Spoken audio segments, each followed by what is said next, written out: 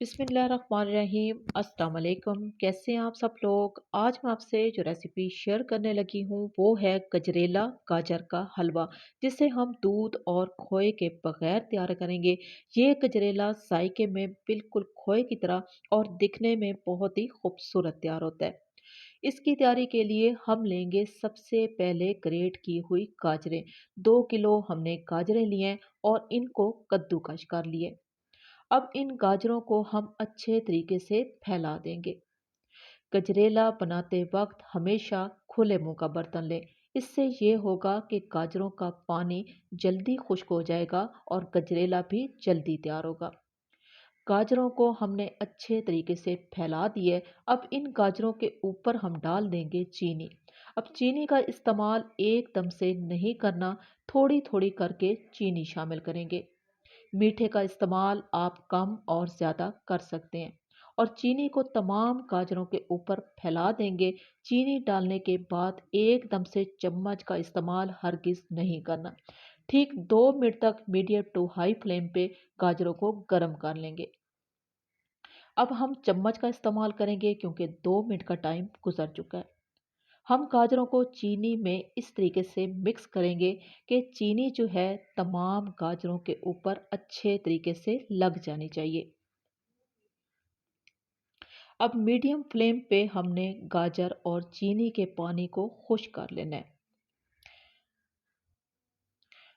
आप देख सकते हो कि तकरीबन पानी खुश्क हो चुका है, लेकिन अभी तक इसमें थोड़ी सी नमी बाकी है। 2 से 3 बार चम्मच हिलाने से गाजर का तमाम पानी मुकम्मल तौर पे खुश्क हो चुका है। अब इन गाजरों का पानी खुश्क होने के साथ ही हम इसमें डाल देंगे कुछ लवाजमात, जिसमें हम सबसे पहले लेंगे देसी घी।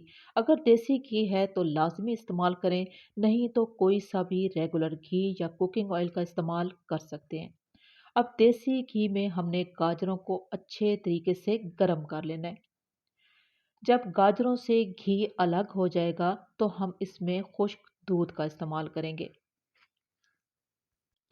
खुश्क दूध आप कोई सा भी ले सकते हैं। हमने एवरीडे खुश्क दूध का इस्तेमाल किया। ठीक 1 कप भर के हम लेंगे खुश्क दूध और इसी में हम डाल देंगे बादाम। बादाम के अलावा अगर किसी और ड्राई फ्रूट का आप इस्तेमाल करना चाहते हैं तो वो भी कर सकते हैं। अब खुश्क दूध और बादाम को हम अच्छे तरीके से गाजरों में मिक्स कर देंगे। आप देखिएगा कि खुश्क दूध शामिल करने के साथ ही अगर गाजरों में थोड़ी सी भी पानी की नमी हुई तो वो फौरन से बाहर आ जाएगी। अब इस स्टेज पे हमने गाजरों की बहुत ही अच्छे तरीके से भुनाई करनी है। हमने गाजर को इस तरीके से भून लेना है कि गाजर के कलर को ख़राब बिल्कुल भी नहीं करना। अगर गजरेले का कलर डार्क हो गया तो इस हलवे की तमाम अफादियत और ग़िज़ाइयत ख़त्म हो जाएगी। तो इस बात का हमने ख़्याल ज़रूर रखना है। रेसिपी अच्छी लगे तो प्लीज़ लाइक कर दिया करें। आप लोग मेरी हौसला अफ़ज़ाई के लिए बहुत प्यारे कमेंट्स करते हैं। इसके लिए आप सबका बहुत शुक्रिया।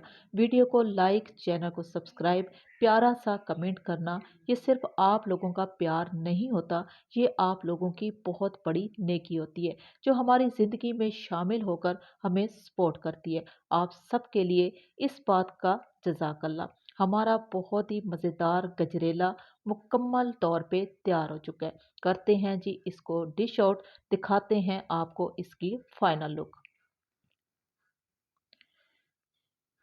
बहुत ही मज़ेदार और एक अलग सी रेसिपी मैंने आपसे शेयर की है, बहुत ही आसान तरीके से। अगर आपको अच्छी लगी हो तो मेरी आपसे रिक्वेस्ट है कि आप मेरे चैनल को सब्सक्राइब कर लें और मेरी वीडियो को लाइक और शेयर ज़रूर कर दें।